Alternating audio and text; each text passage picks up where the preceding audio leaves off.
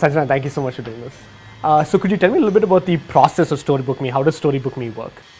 So basically we create personalized books, and that means personalized to the last element as much as we can do it. So the illustration is personalized and the stories are also personalized, which means essentially the kid is the hero of the book. And to do it, we invariably we didn't want to templatize at all. So we have teams of writers and illustrators. One writer, one illustrator creates one storybook. And then we have our own personal processes for editing and printing, compiling. And so how did this idea come about? You're sort of fairly young yourself and you're working on this at a very young age. How did you come about this idea? Honestly, I was searching for an interesting way for me to give back. A project that would be fun for me to do as well, apart from also being good and worthy and things like that. But personalized storybooks are something that I've always thought are a fantastic idea, because I can personally vouch for how special they make you feel and how much it sort of changes the way you view yourself. It's very good self-esteem builder, and I always thought it was a great idea, and I thought that I would like to do it for kids that have challenges with any sort of challenges actually. Any child would like a personalized book, and that's how it sort of all fell into place. It's something that I like to do, write and draw, and it's also very fun to create stories. And this idea for a personalized storybook comes from a personal story of yours. Yeah, Sanjana's adventures with Snow White, which involved me making smart decisions and saving Snow White from the wicked queen. I was 4 and I thought it was the greatest thing. People would come into my house and I would bring out the story and say, that's me, like that's my name in print. And actually I still do that, which is a little embarrassing, but it was fantastic. It was my favorite present, and it's something that I kept forever, right? So what do you see as the problem you're addressing? So you give Deepak a personalized story and Deepak is like, oh cool, here I am in a personalized story. What problem does that solve? Originally this began as a reading project. Reading is something that I personally feel very passionate about, because I volunteered at places and I know how these kids, after technically 10 years of formal education, say get into the 10th grade, which is SSLCO, and when there's suddenly like a lot of pressure and everyone is expecting them to pass and things like that, and I realized that most of them are not even fluent in reading, which is the most basic thing. If you've been studying for 10 years and you still can't read, then that's something I felt very passionately about, and it's something that a lot of NGOs can't address fast, because they also have the pressure of getting these kids to pass. And I personally had to resort to, I would read it out and like ensure that he grasped as much as possible and say, we're just aiming for a pass, I don't want you to learn anything, because your life will be so much better if you pass. But it's something that I always thought would sort of be my place to make a stand, reading projects. So I was looking for an inventive way to tell them that reading is fun and not only the boring drab encounter that they're otherwise imagining. But once I started working with them, I realized that we're also in large part a self-esteem project. They sort of, in a sense, like in a very corny way, tell us their dreams, something that they don't see happening. Like I wrote this great time warp story about one of the kids saying that she makes 25 grand a month, and she was just so thrilled. She was like, wow, really? Because that's unimaginable for her. And to create stories in which they're the heroes and they're making really smart choices and saving Batman and Virat Kohli from the evils of the world is like a great self-esteem builder, and it makes them feel really good about themselves. So that's a glad addition that I made. So there's an aspirational aspect, but there's also like a personal investment, right? You're seeing yourself on this page, so you are a part of the reading process, the story process. And in a sense, it's a really cool gift to get, because it's all about you. So it's saying that you're important enough for me to spend so much time making and printing a book that is only about you, only for you, which they recognize and I think appreciate. So tell us about the kids you're working with. They're all generally underprivileged children. What kind of? So the children that I work with a partner NGO called the Ashwini Charitable Trust, which works with children from disadvantaged backgrounds of all age groups. They're mostly first generation learners, struggling to stay in school. That's the sort of general gist. I was very particular that I wanted children that were literate, that had some basic ability to read, because I'm not a literacy project. I don't want to teach children how to read. Like, I'm a step above that. So they said that the 7th grade class is there, where they're able to read basic fairy tales and comprehend them.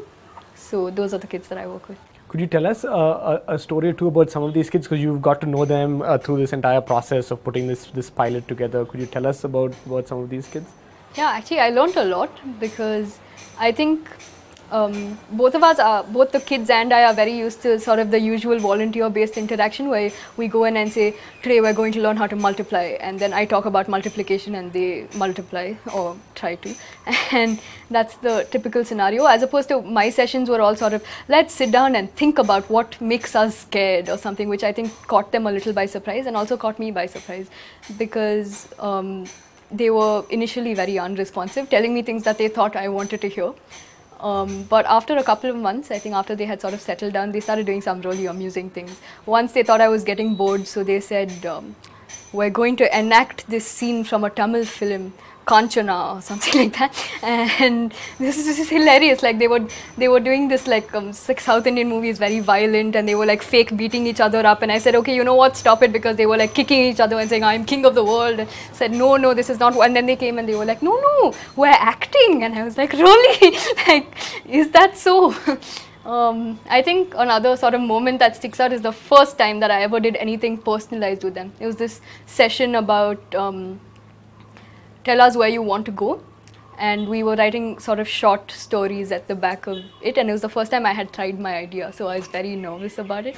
And compared to all of the other sessions, like, they personally came and said, oh, this was the most fun, let's do it again. And they said things like, Akka, next week no Sachin Tendulkar, he's getting old, now Virat Kohli, Akka, what, you don't know all this and all of that. So it was really fun. Like, I was very apprehensive that they wouldn't respond well, so that was, I think, the best day for me, at least. Could you tell us a little bit more about the pilot? How many people are involved? How many stories are you looking to churn out? What have been the timelines like? So I actually worked with the kids for 4 months before I started work on my pilot, which is probably something that will change in the future, because I was very apprehensive about raising enough volunteers. It's a very volunteer intensive project. So we're doing 14 books, which means you need 14 writers and 14 illustrators. That's already 28 people working with you voluntarily. Apart from that, I have a team. I have a designer, fantastic, named Ruchika, and I have general admin support, like 2 or 3 of my friends. I also have other people that come to volunteer with me at the center. So there's reading volunteers, then there's Storybook Me, people who work sort of as Storybook Me staff. Then there's the writer illustrators who are volunteers, and then I have some fantastic mentors. So all in all, I think something like 50 people have been involved in the pilot, most of over, say, the span of a month. So yeah, it's about a week to write the story, a week to illustrate, and a week for people missing their deadlines. So I would imagine trying to get 50 people on board is probably the biggest challenge, right? How did you go about this, getting these 50 people around this particular idea? It is the biggest challenge, but I think I lucked out, at least this time. I decided to create this Facebook page, and I put sort of really spunky posters on it and said, maybe I'll get, say, 7 or 8 people off of this, and that's still a good investment of my time. And so I did it, and within a day, people like Pratham had noticed us and shared it. It's one of the posters got shared 170 times. I remember just coming home and sitting in front of my laptop and looking at it happening, like off of my page, like the notifications coming. It's not viral, but it was crazy, and eventually we ended up getting something like 100 applications for 30 slots. So I actually got to pick and choose. They're all fantastic people, the people that applied, and in a sense they sort of gave me the flexibility to think really big with this, because I wasn't bogged down by lack of resources in any way. So I had writers and I had backup writers, and everyone was very cooperative with that time. So that's where the pilot is right now. Where do you want to go from here? I'm really interested in scaling. methods to scale without templatizing. I don't want to have 10 templates that I'm putting kids' stories in, but at the same time, I think there's ways that I could be more efficient in terms of the way I use my voluntary writers and illustrators and just all the resources that I have. So we're just looking at better ways to scale. I have some ideas that I think will work. Okay, so what are those ideas? Because I imagine anything to do with scale would scalability would need more people, more money. Because obviously these are all very personal books. They are high quality print. You need money for that, and there is it's a hard model to prove, right? So if you're giving this book to Deepak and this book to Sandhya, what is the measurability of that impact is very hard. How are you hoping to overcome some of these challenges? With the money. Again, I seem to have lucked out in terms of the fact that a lot of people think that I have a really great idea. A lot of people with a lot of money think I have a really great idea. So it is a really big challenge. So rightly, like printing cost is huge as soon as you scale, and I'm not willing to compromise on print quality. So that's definitely a challenge. So better ways to fund and sponsor is my number one problem. In terms of how to do it creatively, I think there's ways to sort of create story banks or create variations of stories such that they could be used for more than one child while also still being personalized. Without it being I have a story about cricket and I'm just going to input every single boy that comes to me's name into it. See, as far as I'm concerned, if a kid in Bangalore has a book and a kid in Delhi has a variation of that same book, they're both still going to think that it's their own book, right? So it's just ways and means to be smart about your resources, because I mean, quality creative is hard to get on a large scale. That's also my big problem. So I'm spending the next couple of months thinking of smarter ways and better methods to do the execution part of it, because while the pilot ran off very smoothly, I don't see it being useful. I mean, it's only up to a point. I can't scale beyond a point using that model. And it's very exciting for me to see how big I can make this.